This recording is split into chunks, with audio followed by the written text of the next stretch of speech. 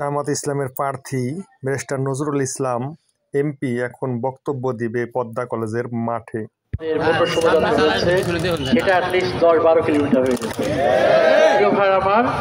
আমাদের নির্বাচনী প্রচারণার সবকিছুর মধ্যেই এক একটা টার্গেট আমাদের থাকে। আমরা তুলসীখালী থেকে শুরু করেছি, এটা একটা প্রতীকী টার্গেট, আর এখানে শেষ করছি, এইটারও আরেকটা উদ্দেশ্য আছে। প্রথমত হচ্ছে তুলসীখালী ব্রিজের ওখানে আমি ক্লিয়ারলি বলেছিলাম যে নতুন করে টুল এখানে স্থাপন করার পায়তারা চলছে। আমি ভেরি ক্লিয়ারলি আমাদের দোহার নবগঞ্জের বাসীর পক্ষ থেকে, তরুণদের পক্ষ থেকে ভেরি স্পষ্ট করে বলে চাচ্ছি, সেটা হচ্ছে এই ধরনের কোনো প্রচেষ্টা অপচেষ্টা আমরা গ্রহণ করব না। এনাফ হয়ে গেছে, 20 বছর যাবৎ তারা টুল নিয়েছে। এখন নতুন করে অবৈধ সহজ ইনকামের একটা পথ এরকম কিছু যদি করা হয়, এইটা দোহা নবাবের জনতা এটাকে প্রতিরোধ করবে। আর এইখানে এসে আমরা এটা শেষ করেছি, পাশেই পদ্মা।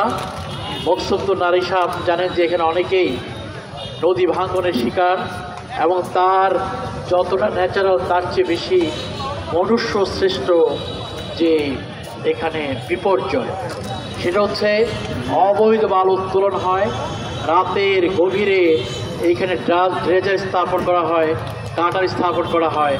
এগুলোর একটা শুরু হওয়া উচিত। আমি আইন শৃঙ্খলা বাহিনী থেকে শুরু করে সংশ্লিষ্ট কর্তৃপক্ষকে ভেরি ক্লিয়ার মেসেজ দিতে চাই, আপনারা এই অবৈধ বালু উত্তোলনকে বন্ধ করুন। যারা অবৈধভাবে বালু উত্তোলন করছে, এখান থেকে তারা শত শত টাকা, শত শত লক্ষ লক্ষ টাকা এখান থেকে ইনকাম করছে। কিন্তু যাদের কারণে এই এলাকার জনবসতির সমস্যা হচ্ছে, মানবতার জীবন তারা যাপন করছে, শিক্ষা দীক্ষা থেকে শুরু করে সকল ক্ষেত্রেই, কিন্তু তাদের সুবিধা অসুবিধা দেখার জন্য কেউ নেই। এই জন্য অবিলম্বে এই অবৈধ বালু উত্তোলনকে বন্ধ করতে হবে। যারা এর সাথে জড়িত তাদেরকেও আমি একজন সচেতন নাগরিক হিসেবে আপনাদেরকে জনগণের আকাঙ্ক্ষার প্রতি দৃষ্টি আকর্ষণ করছি।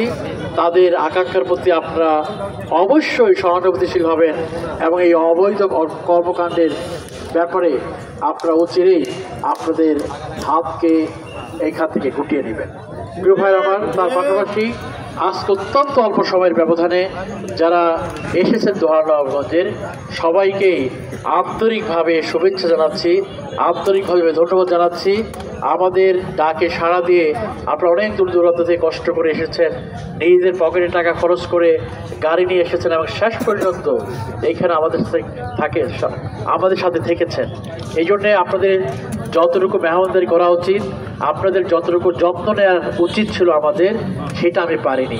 বিশেষ করে আমার সাংবাদিক বন্ধুরা আমার সামনেই থাকার কারণে আমি দেখেছি একেবারে 3-4টা ঘন্টা তারা আমাদের পুরো প্রোগ্রামটাকে ক্যাপচার করার জন্য যথেষ্ট কষ্ট করেছেন।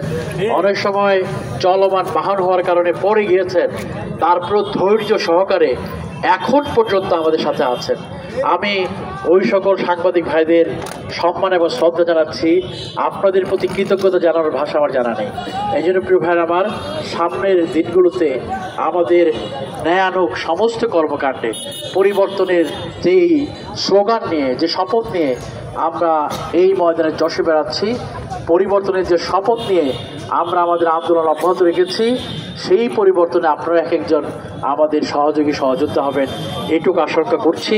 কারণ আপনাদের সেই ক্ষুরোধার লেখনির মাধ্যমে, আপনাদের সেই মিডিয়ার মাধ্যমে এই খবরগুলো বাংলাদেশের সব জায়গায় এটা ছড়িয়ে যাবে।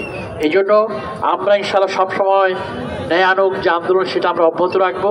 তার পাশাপাশি সে আন্দোলনে যারা কলম যোদ্ধা আছেন তাদের সবাইকেই আমি আমাদের সহযোগী হওয়ার জন্য অনুরোধ জানাচ্ছি। ইনশাআল্লাহ আমরা সবার সহযোগিতা যদি পাই, যেই পরিবর্তনের আকাঙ্ক্ষায় আজকে সারা বাংলাদেশ উন্মুখ হয়ে বসে আছে, আজকে পরিবর্তন অত্যন্ত জরুরি। ইনশাআল্লাহ সেই পরিবর্তনের জ্বালামুখ দিয়ে এই নতুন একটা বাংলাদেশ বেরিয়ে আসবে ইনশাআল্লাহ, এবং সেই বাংলাদেশ হবে স্বস্তির, সেই বাংলাদেশ হবে শান্তির, সেই বাংলাদেশ হবে একটা ইনক্লুসিভ বাংলাদেশ, যেখানে হিন্দু, বৌদ্ধ, খ্রিস্টান, মুসলমানরা সবাই মিলেই একটা শান্তিপূর্ণ, একটা ইনসাফপূর্ণ বাংলাদেশ গড়ে তুলবে। এবং আমরা যে আগামী প্রজন্ম রেখে যাচ্ছি তাদের জন্য একটা সুন্দর বাংলাদেশ আমরা রেখে যেতে চাই। ইনশাআল্লাহ আগামীর সকালটা অত্যন্ত সুন্দর হবে। আমরা সবাই মিলেই সেই আগামীর সুন্দর আগামী গড়ে তোলার যে লড়াই, সেই লড়াই আমরা সামিল হবো ইনশাআল্লাহ। সবাইকে আবারও ধন্যবাদ। প্রশাসনের যারা আমাদেরকে সহযোগিতা করেছেন তাদেরকেও ধন্যবাদ। অন্যান্য আইন শৃঙ্খলা বাহিনীর সাথে যারা জড়িত ছিলেন তাদেরকেও ধন্যবাদ। এবং এই স্কুল কর্তৃপক্ষ যারা আমাদেরকে এই ধরনের অ্যারেঞ্জমেন্টের সুযোগ দিয়েছেন তাদেরকে অসংখ্য মোবারকবাদ। সবাইকে সালাম এবং শুভেচ্ছা। আসসালামু আলাইকুম ওয়া রাহমাতুল্লাহি ওয়া বারাকাতুহু।